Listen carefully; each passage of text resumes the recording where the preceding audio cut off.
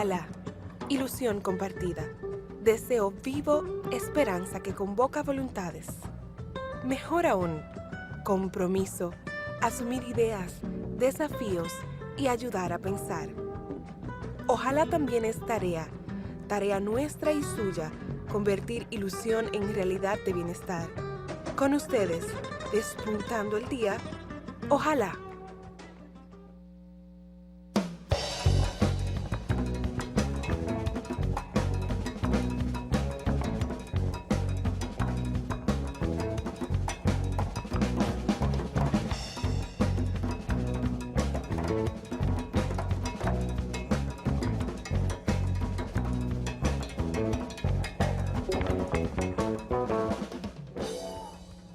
Era 28 de noviembre, en la tarde, me llama un señor y me muestra el periódico, me dice, mira, aquí hay una oportunidad, tú que no estás haciendo nada, tú que estás desempleado. Cuando veo el concurso, busco en internet cuáles son las condiciones para participar. Declaración jurada, mi currículum, la certificación del código, todo lo que se pedía. Fue la primera que se sorteó y me tocó una de 57.150.000 en el municipio de Consuelo.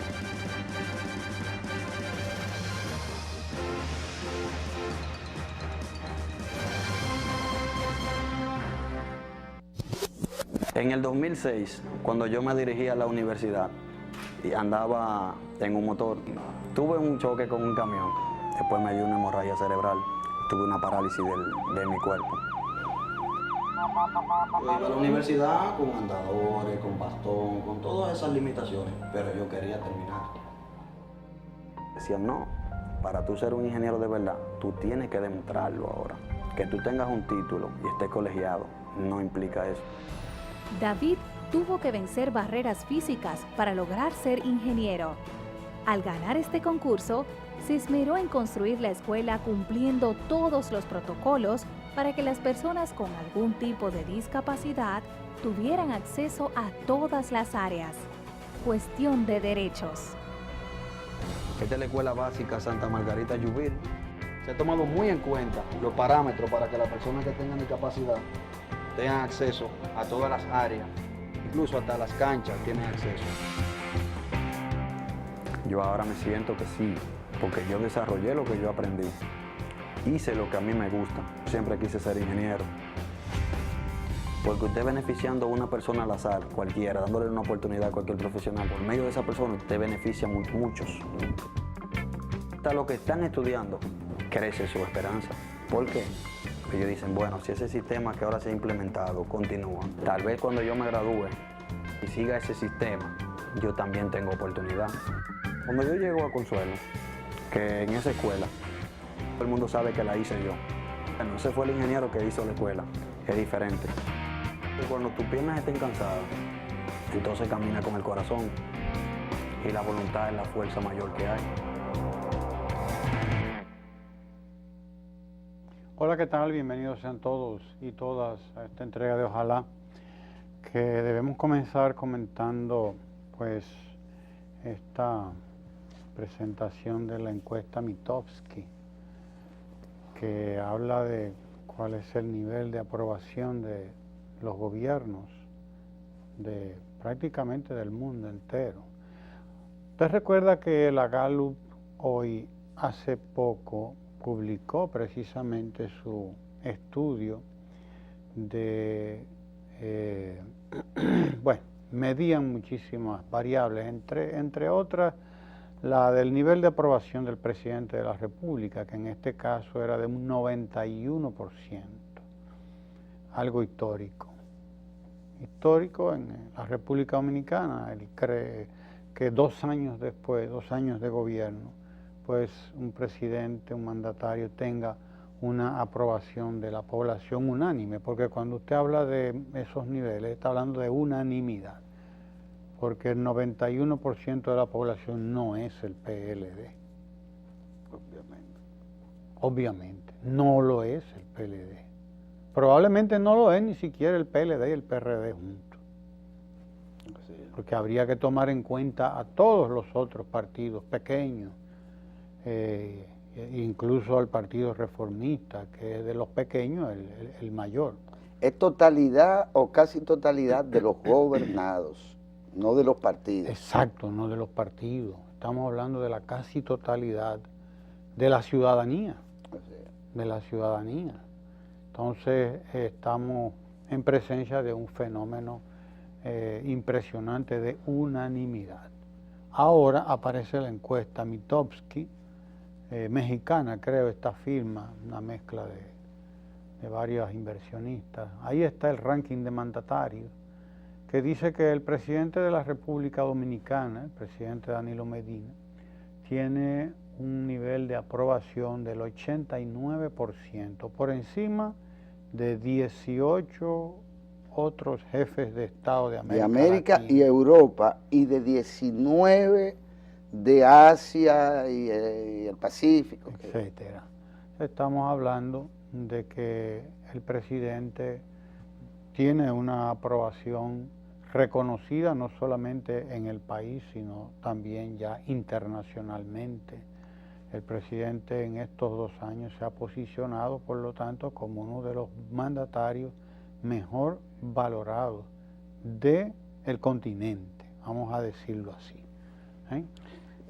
Bueno, es un listado más amplio. Un listado grande. Ellos establecen estos niveles de aprobación como en el ranking de sobresaliente.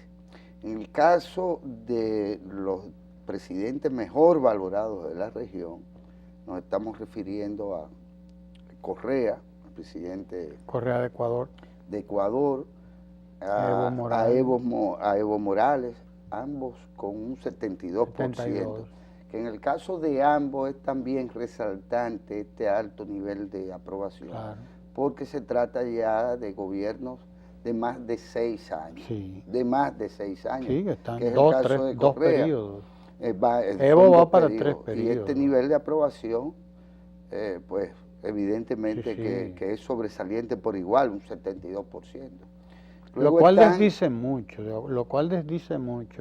de esas tesis que andan por ahí de que el poder desgasta. Sí, no, eso es que el tiempo lo desgasta. Eso es una frase manida, cohete, que no tiene, que carece de sentido, porque es como establecer que siempre las cosas van a acontecer de igual forma. Sí, exacto. Decir, no es cierto, el poder puede depende de cómo fortalecer claro, los liderazgos y la relación que el gobernante tiene con los gobernados. No, esa predestinación o ese fatalismo sí, del desgaste es un deseo.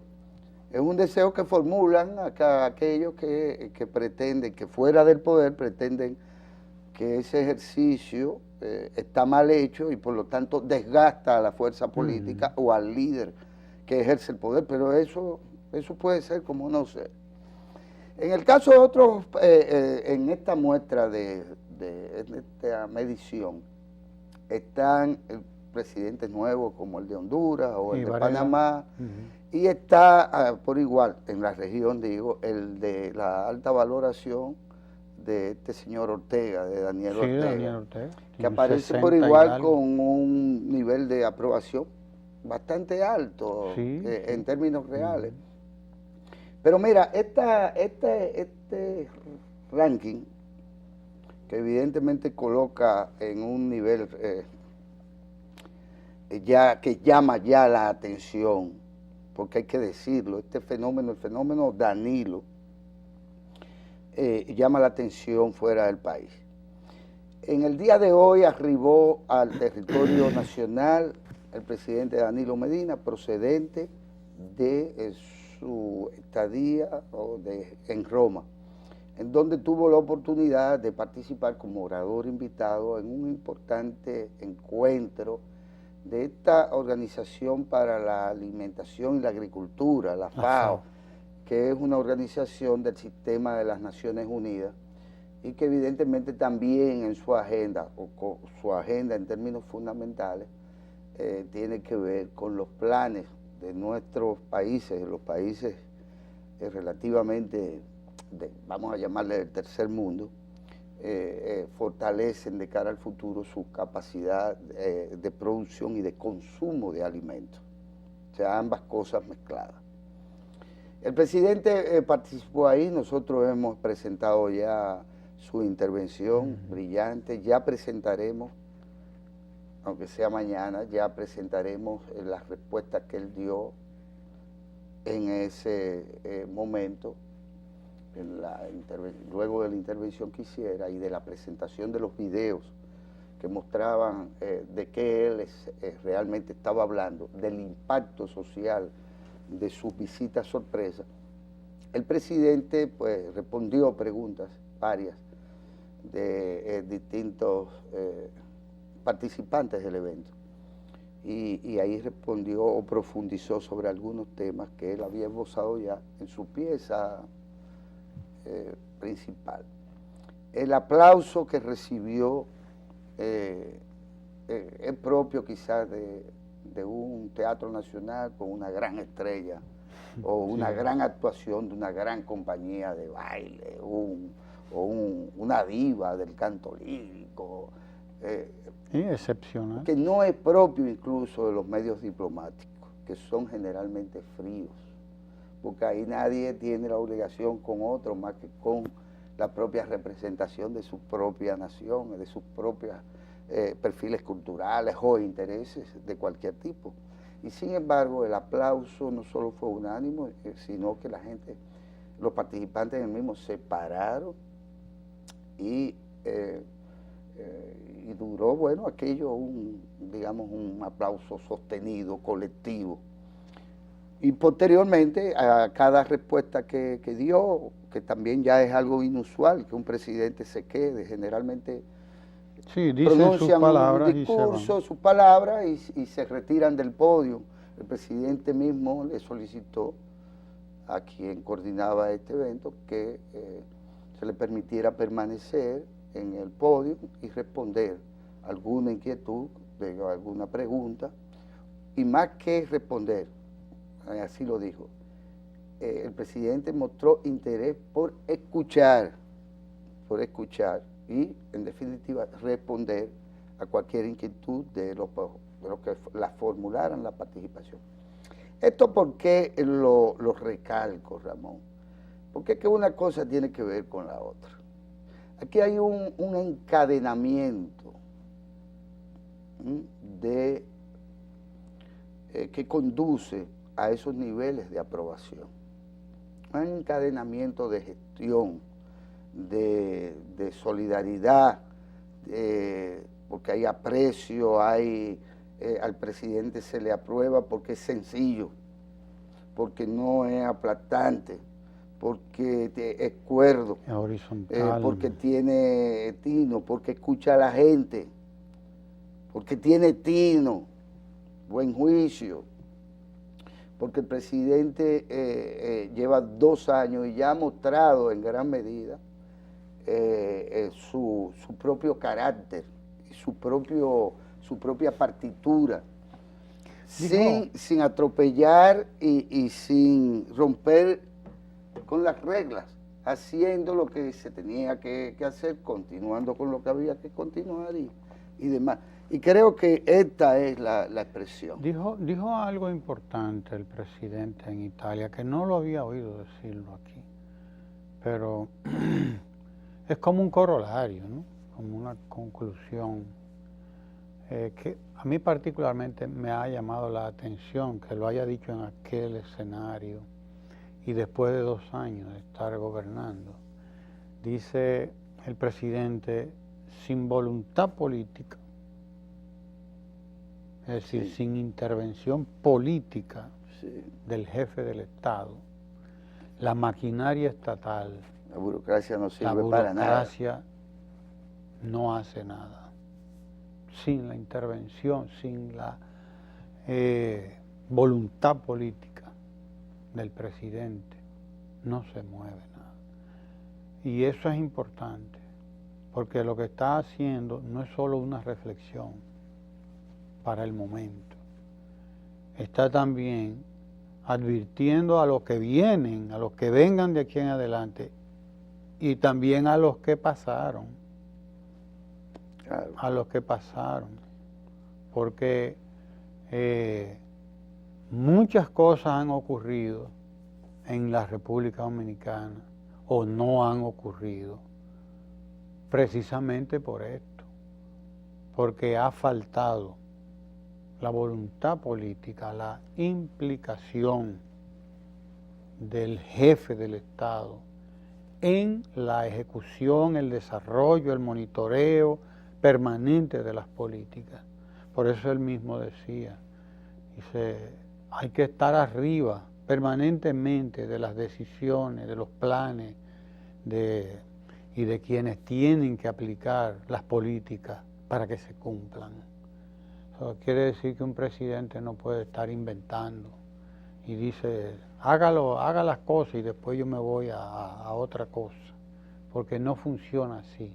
El Estado no funciona así. El Estado es una gran empresa y el empleado principal de esa empresa es el jefe del Estado, que es el jefe de todos los empleados. Y él lo que tiene que ser no es tener mucho carisma, lo que tiene que tener. Bien, por lo menos visto el carisma como lo plantean muchos. Sí, pero Lo que tiene que tener es un gran compromiso y un gran deseo de servir al ciudadano, como decía Marco Aurelio en sus meditaciones. Por cierto, estaba viendo ayer o antier que precisamente en sus meditaciones planteaba Marco Aurelio uno de los 5 buenos emperadores, como le llamaban, los 5 buenos. Pues uno de ellos, que era Marco Aurelio, que escribió sus meditaciones, decía eso. Dice, la función principal, la función fundamental de un jefe de Estado es el bienestar de su pueblo, el bienestar de la gente. O sea, no tiene otra. Es garantizar eso, el bienestar de la gente.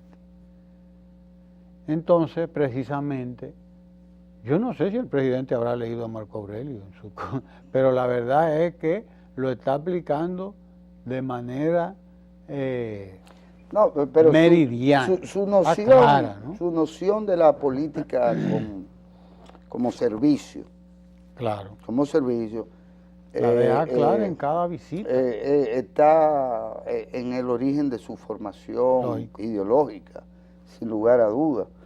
El presidente ya llama la atención por sus ideas, porque recordemos que viene de la 69, ¿no? De la 69 Asamblea General de las Naciones Unidas, Sí, hace apenas una semana, donde pronunció tal vez por igual un discurso que será histórico, un discurso en el que él deja claro que esa es su misión, que los esfuerzos de su gestión están dirigidos a producir el mejoramiento en las condiciones de vida de la gente.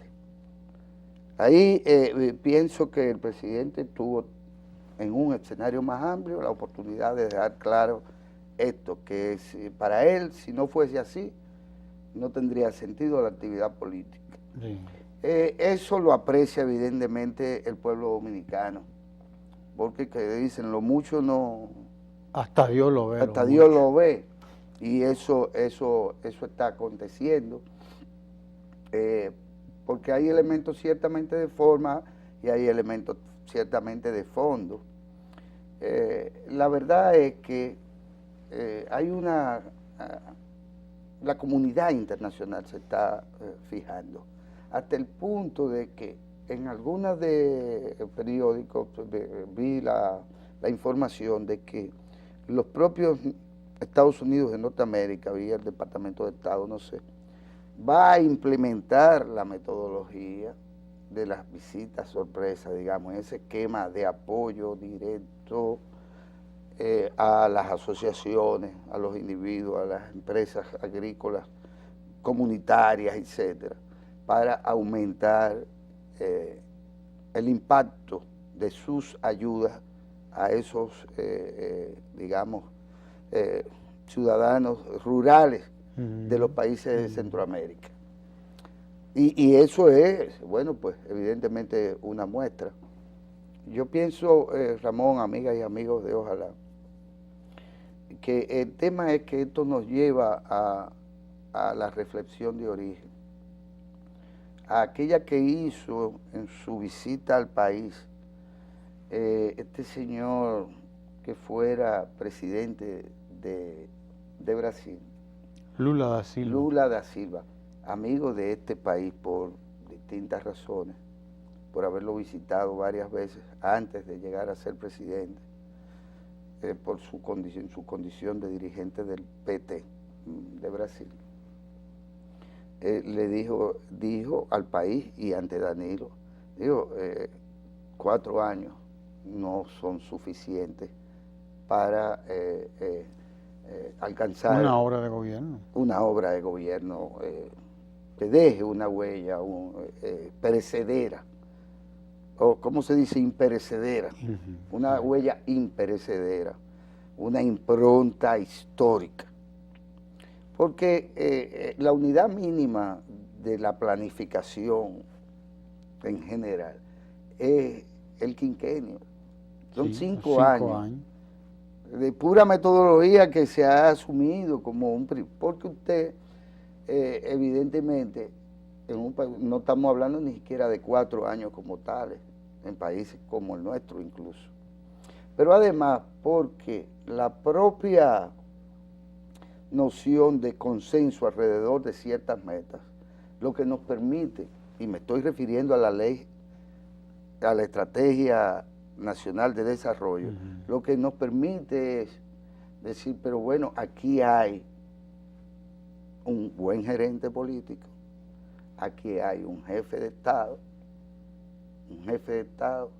un hombre con claridad programática y con la voluntad política para alcanzar metas como tales. Alguien hablaba, Ramón, creo que el ingeniero Leandro Guzmán hablaba de que, bueno, que por lo menos el presidente debería tener la oportunidad de inaugurar en su periodo, en un periodo de él, la presa de Montegrande, diciendo claramente que ni siquiera en 4 años se hace una presa. Entonces, y lo pongo en ese sentido, en qué medida, aún contando con la voluntad política, con el experticio, con el saber conducir el Estado, por conocerlo, por respetar las leyes que les rigen. En 4 años no se puede ni siquiera construir las plantas de Punta Catalina, las 2 plantas de carbón. Pero todo el que invierte más o menos un monto considerable, digamos, para una empresa de cierto impacto, no puede ver la tasa de retorno, sino hasta después de 4 años, 4 Ramón. años. Si el negocio no es especulativo, una tasa de retorno del capital, y mientras más grande es la inversión, el monto del capital, más lejana es la tasa de recuperación. Pues igual resulta en esto en los periodos gubernamentales.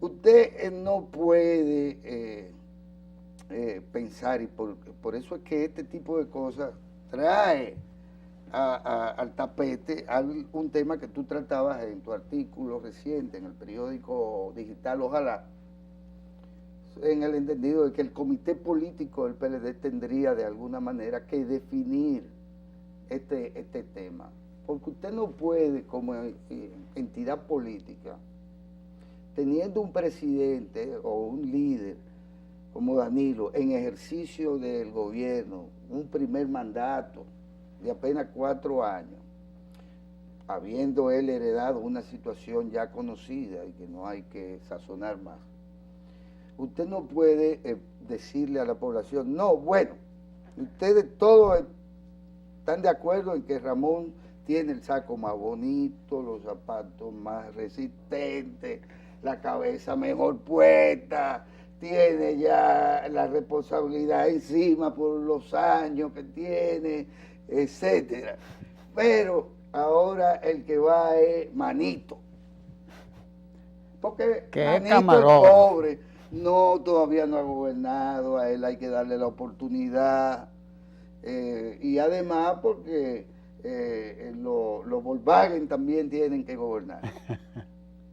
El Volkswagen tiene que gobernar, pero si tenemos un Mercedes-Benz, que es el Ramón, que todos estamos de acuerdo en que lo es. ¿Cómo es posible que se pretenda forzar a un electorado, a una ciudadanía que de manera espontánea, democráticamente hablando, se exprese diciendo, pero que si no es este tipo, una clonación de él, y todavía eso no es posible.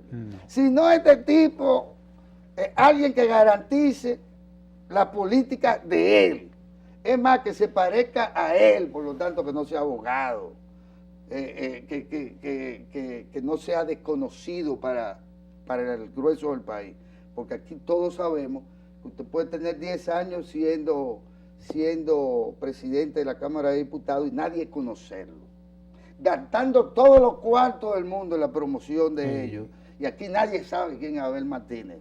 Por ejemplo. Para poner un simple ejemplo, como para que a él se le ocurra que él es una figura conocida y que puede ser presidente de la República. Estoy poniendo el ejemplo simple, porque una cosa es conocerlo usted en los periódicos, o creer que usted es buen mozo, o que usted se parece a un actor de telenovela, o porque usted habla bonito, o lo que sea, y otra cosa es que a usted se le conozca políticamente en el país, que la ciudadanía haya llegado al cabo de 10 años, de 15 años, de 20 años, de 30 años, a identificarlo políticamente y a identificarlo como líder.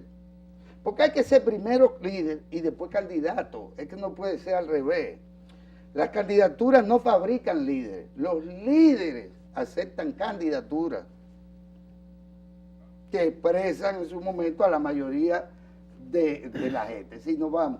Pero porque es que aquí hay gente que todavía pretende, políticos maduros, que estamos jugando, y al Estado, como diría Juan Bosch en su momento, no se va a jugar, ni a aprender, ni a nada por el estilo. Y a los pueblos usted no lo puede poner contra la espada y la pared y decirle, no es Ramón que es un Mercedes-Benz, sino que es Manito que es un Volkswagen. En términos políticos. En términos políticos estamos hablando, y todo esto es metafórico. Vamos a donde vamos y regresamos.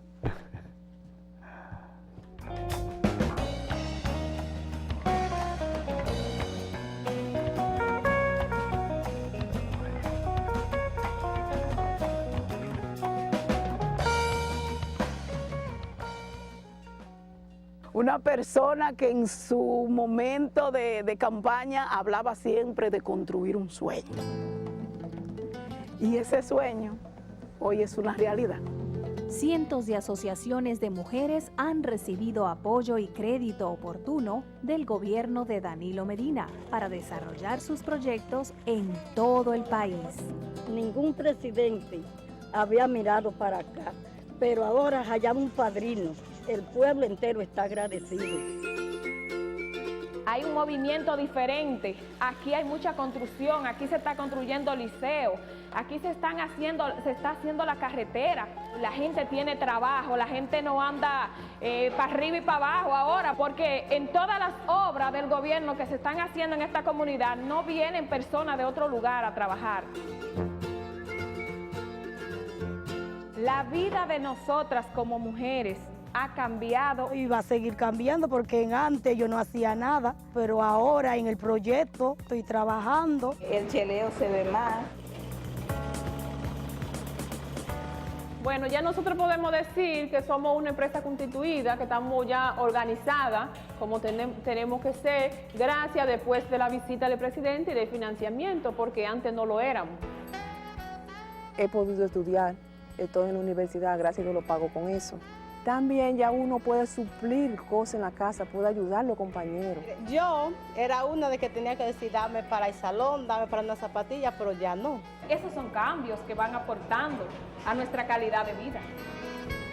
Las visitas sorpresa son cosa buena, cambian la vida de mucha gente. Es un sueño que se nos ha hecho realidad en poco tiempo, ahora es otra cosa.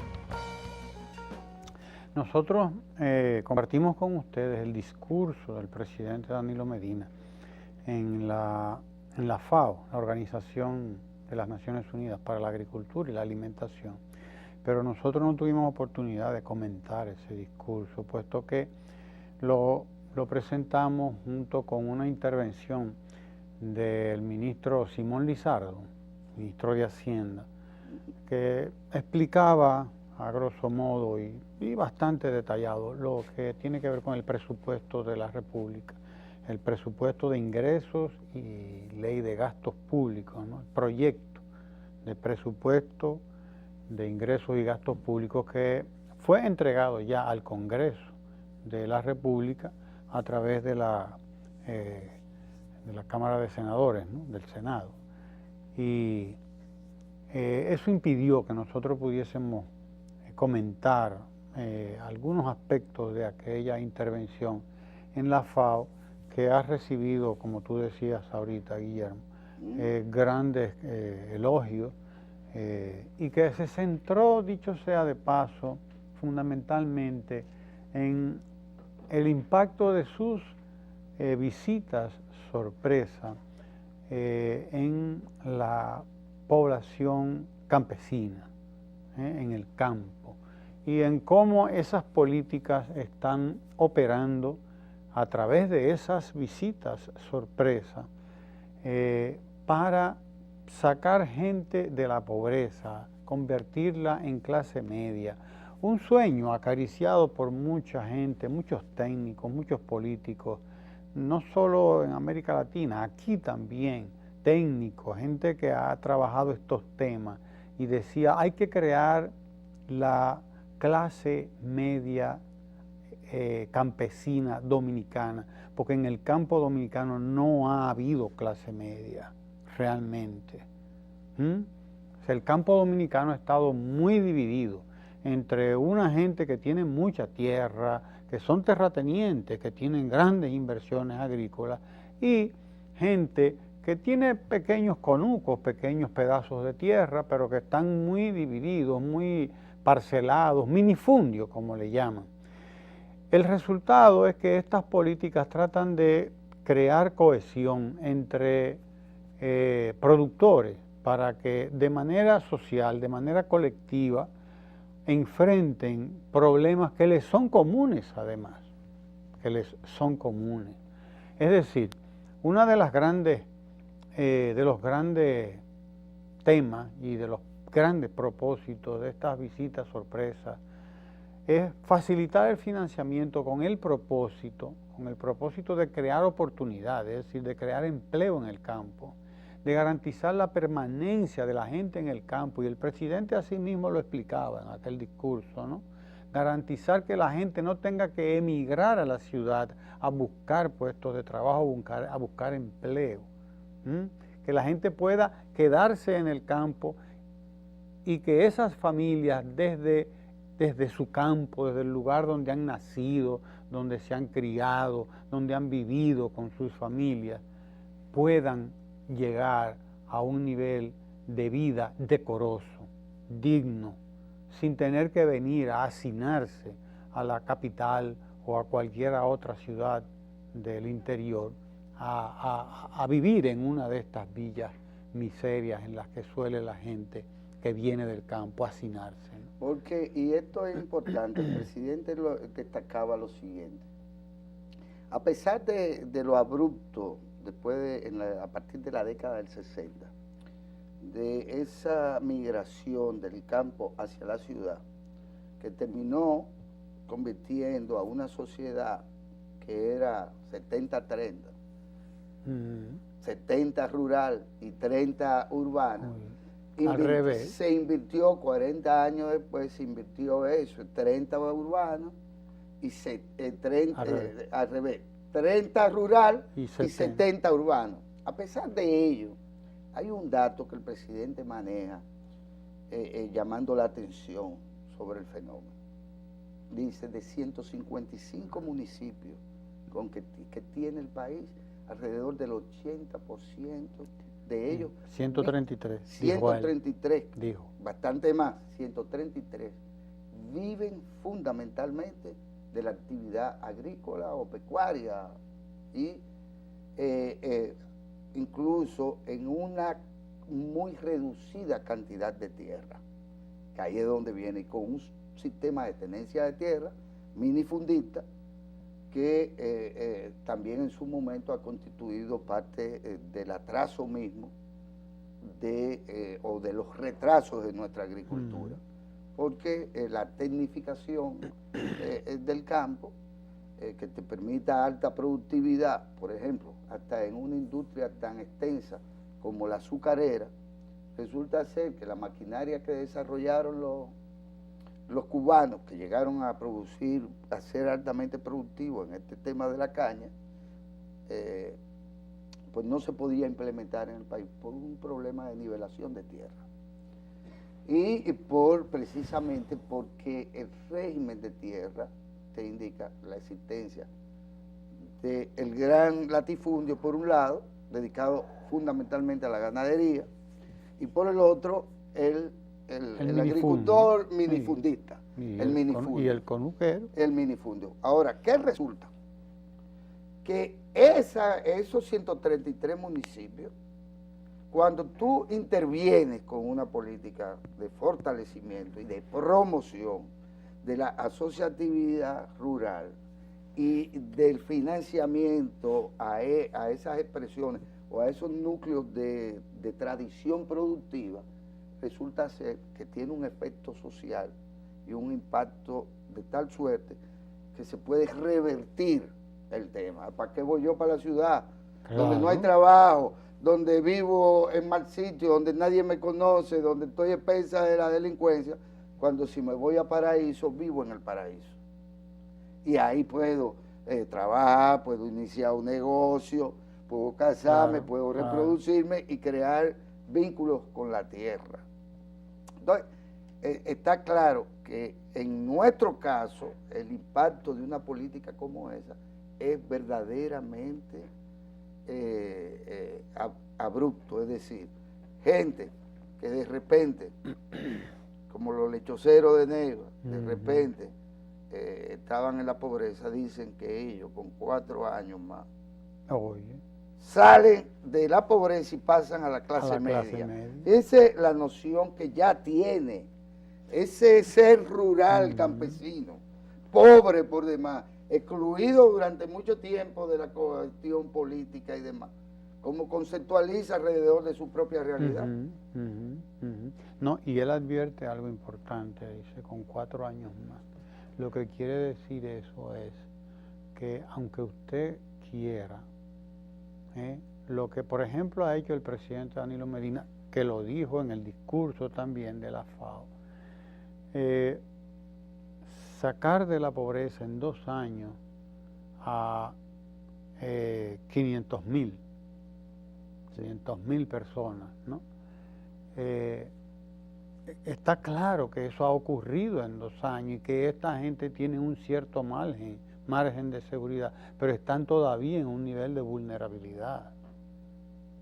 Se requiere un periodo mayor, aplicando las mismas políticas, dándole seguimiento a los proyectos, que son, por cierto, más de 400 proyectos nuevos, más de 400 proyectos nuevos. 76 visitas con 400 y tantos proyectos. Sí, sí, claro, y más de 3.000 millones ya aprobados en financiamiento, que no es la gran cosa, porque es que no se puede ir tampoco a un paso más que el que te permite la realidad. Tú no puedes ir ni más lento, pero tampoco puedes ir más rápido. Tú tienes que ir al paso que permite la realidad. ¿Cuál es la realidad de la República Dominicana? La realidad de la República Dominicana es, por ejemplo, que cuando se empezó con la tarjeta Solidaridad a entregársela a la gente en el 96, 97, encontramos los que están empadronando y dicen, pero es que hay una cantidad enorme de gente que no tiene ni cédula. Eso es la realidad de la República Dominicana. Esa era la realidad de la República Dominicana. No tienen acta de nacimiento. No tienen acta de nacimiento. Y no son haitianos. Y no son haitianos, dominicanos, no tienen acta de nacimiento y por lo tanto no tienen una cédula. Hoy, ¿cómo le proveemos la tarjeta? Había que resolver ese problema primero. Y esa es la realidad dominicana. Esa es la realidad de un pueblo como el dominicano que ha sido muy pobre, Juan insistía en esto, y que institucionalmente ha sido todavía tan pobre como materialmente lo era. Entonces, esa es la realidad. Entonces, cuando el presidente va a las visitas, se topa con niveles de informalidad absolutos. Igual, el mismo problema. ¿Por qué? Porque quiero darle financiamiento, quiero proveerle financiamiento. El Estado quiere proveerle financiamiento a esta gente, pero esta gente no están asociados. Y si tienen una asociación, la tienen de nombre. No son proveedores del Estado, no tienen un registro, no tienen un RNC, no tienen una nada. Así es. O sea, no existen, nada más existen de nombre. Porque estaban excluidos en general. Exacto. De la formalidad. Entonces, esa es la realidad, la que le impone el paso, la que impone la velocidad a los procesos y a los proyectos que el Estado y que un gobierno como este quiere puede ejecutar. Yo te voy a entiendes? poner el siguiente ejemplo y se lo voy a poner de esta forma. Se acaba de anunciar el programa Espacios Cero Caries, que es un programa del Instituto Nacional de Bienestar Estudiantil que se va a implementar en todas las escuelas de la tanda extendida. ¿En qué consiste? En que unidades modulares, odontológicas, van a ir a los planteles de la tanda extendida y van a cuidar de la salud bucal de todos los niños. ¿Por qué esto es posible? Primero había que crear el Instituto Nacional de Bienestar Estudiantil, claro, lo primero que se hizo. Claro. Segundo, hay que garantizar los centros escolares. Luego, y los profesores. Y los espacios donde eso puede funcionar. Los espacios y tener en la tanda extendida, es decir, con el tiempo suficiente para que ordenadamente todos los niños sean monitoreados y sea cuidada preventivamente su dentadura y salgan con la conciencia de por qué es necesario cuidar la dentadura. En una jornada fundamentalmente también preventiva y de noción de la prevención en salud. Para que eso suceda, ha tenido que suceder la existencia misma del modelo de la tanda extendida, que ha sido desde el principio en que fue formulado de alguna manera boicoteado. Y perdimos, si se quiere, algunos meses. Sí. Sí, el país perdió algunos meses. Quizás lo que debimos haber tenido ya resuelto, la realidad implicó que no se pudo resolver el año pasado, sino que habrá que terminar de resolverlo ahora. Y es posiblemente el año que viene cuando comience, por ejemplo, a operar este programa que va a impactar la calidad de vida de los niños y jóvenes del país extraordinariamente. Porque el tema preventivo o curativo de la salud bucal de fundamentalmente los pobres, pero no solo los pobres, porque ese es uno de los servicios que pocos seguros cubren, es uno de los servicios más caros, el odontológico, y pues, tanto que los políticos todavía hacen política con eso, llevando operativos odontológicos para que tú votes por mí. Fíjense si tiene un peso y que esto ya se vaya a hacer en las escuelas de la tanda extendida. ¿Qué es lo que va a faltar? Llegar a la meta de que todas las escuelas estén en la tanda extendida y que por lo tanto el universo de los espacios sin caries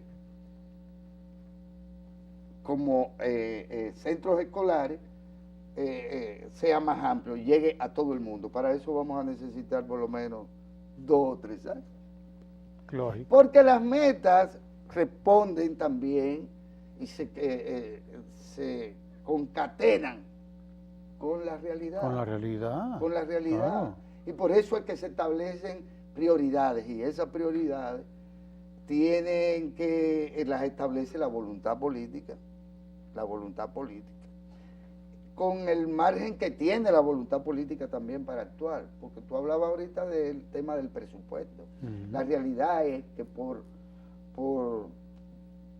realidad el presupuesto general de la nación no es actualmente un presupuesto al servicio del desarrollo, porque el grueso de los recursos, si se quiere, están preasignados a lo administrativo, al pago de la deuda, a la cuestión de la deuda con el sector eléctrico, el que sí yo qué, el que sí yo cuánto. Y entonces el margen de acción de un presidente de la República se reduce fundamentalmente a su vocación o no de servicio, a su capacidad para gastar, para bien gastar y para manejar con pulcritud los fondos públicos de manera tal que vayan ahí donde primero son necesarios y donde segundo, hasta por razones humanitarias y de solidaridad, deben invertirse. Y ese es el tema. Ese es el tema de por qué hay una sinergia entre Estado y sociedad, entre gobernantes o gobernantes y gobernados. No, y de ahí por qué estas visitas sorpresa han sido realmente un instrumento clave en garantizar que 500,000 de personas salgan de la pobreza. Algunos no de la pobreza, de la miseria realmente. Es porque en una sola visita, usted logra varios impactos en varios problemas al mismo tiempo, que usted no los puede ir resolviendo y que primero vamos a atender el problema de género, guárdenme lo otro, que ahora me voy a concentrar en el género, que era un error de enfoque. Claro. En las políticas que hemos estado manejando. Es un sesgo. Un sesgo. Innecesario. De que vámonos primero al género. Por Dios. Pero es que eso coexiste con una serie de problemas, de fenómenos, donde eso se explica. Claro. Porque usted no puede decir que usted tiene problemas de género, pero no tiene problemas de otra naturaleza. No, porque los problemas de género son una consecuencia de otros problemas. Un problema de educación, por ejemplo, un problema de oportunidades, de empleo, de desigualdad. O sea, usted tiene una serie de fenómenos interactuando ahí que usted no los puede estar seccionando y que primero tú, después tú, después tú. No, eso hay que verlo completo, si no usted no va a conseguir nada, de manera integral. Entonces una visita de esta tiene la posibilidad de impactar un problema de género, al mismo tiempo un problema de empleo, al mismo tiempo un problema de asociatividad. Entonces utilizo la asociatividad como un instrumento para enfrentar los otros problemas y al mismo tiempo para fortalecer el empleo. Porque es que en la asociación de las personas se le encuentra solución a todo. Y hay un elemento interesantísimo en esto, que el presidente también lo mencionaba en su discurso en la FAO, es el elemento pedagógico, el elemento didáctico de crear conciencia social en la gente, de que lo que usted recibe no es un dinero que se le regala, porque, y se lo explica el mismo presidente, ese dinero lo han aportado los contribuyentes, lo han aportado los que pagan, los dominicanos y las dominicanas, todos y todas que pagamos impuestos. Y por lo tanto, ese dinero tiene que regresar al Estado, que es uno de los problemas que teníamos antes también. Programas que facilitaban crédito, pero no facilitaban monitoreo. Por ejemplo, que en el nuevo presupuesto por cierto, se incluye un aumento de los sueldos del personal del área agropecuaria del país, que hace mucho viene con un atraso realmente grande. Un área fundamental. Aquí se nos han ido yo no sé cuántos ingenieros agrónomos para Estados Unidos. y para otros países. Yo no sé cuánto. Dejaron de inscribirse en las universidades. Dejaron, a tal punto se llegó la crisis que las universidades, sobre todo la UAS, no sé las demás, están subsidiadas. Sus programas están subsidiados. Sus programas de la carrera de agronomía están subsidiados para que los estudiantes que seleccionen la carrera no tengan que pagar nada. Y aún así son pocos. Y aún así son pocos, porque es que no hay estímulo. No hay estímulo. O sea, veía el caso de un ingeniero, de un veterinario creo que era, en estos días, no, de un ingeniero agrónomo, sí, que imagínese usted, él lo que estaba dedicado era a la sastrería. Dice, porque allí no me da nada, esto me está dando más. Pero usted sabe lo que es después que usted ha invertido en un profesional de esta naturaleza, que quiso ser eso, que le gusta eso, porque él mismo lo expresaba. Dice, concho, yo quisiera dedicarme a mi carrera, yo quiero ir ahí, pero es que resulta que haciendo pantalones y haciendo cosas aquí yo estoy mejor, porque no solamente no me tengo que mover de aquí, ¿me entiendes? Sino que estoy mejor pago. Mientras que un ingeniero agrónomo tiene que salir para la loma, para los campos, a dar asesoría, etcétera, etcétera. Entonces, no es cualquier cosa. Ahora vi a un expresidente, a Sigfredo Frías, por cierto, del Colegio de Veterinarios y de esta gente, de agrónomos y veterinarios, que el Colbet, decía él, por fin nos está tomando en cuenta un presidente de la República. Decía en sus mensajes de internet, decía 100% de acuerdo con la política agropecuaria del presidente.